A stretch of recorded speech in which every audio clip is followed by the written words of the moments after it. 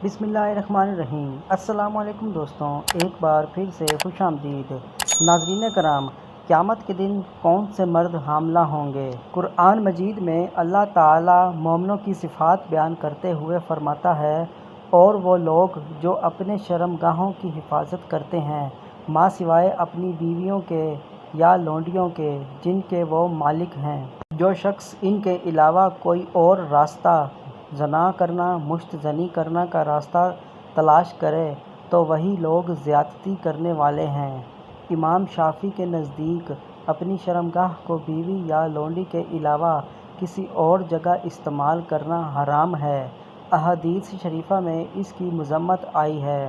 حضرت انس بن مالک رضی اللہ تعالیٰ عنہ فرماتے ہیں، قیامت کے دن مشت زنی کرنے والا اس حال میں آئے گا کہ اس کا ہاتھ حاملہ ہوگا۔ حضرت سعید بن جبیر رحمۃ اللہ علیہ نے فرمایا کہ اللہ تعالیٰ نے ایک ایسی قوم پر عذاب نازل فرمایا جو اپنے ہاتھوں سے اپنی شرمگاہوں سے کھیلتے ہیں۔ ایک حدیث میں ہے کہ رسول اللہ صلی اللہ علیہ وآلہ وسلم نے فرمایا، جو اپنے ہاتھ سے نکاح کرے وہ مالعون ہے۔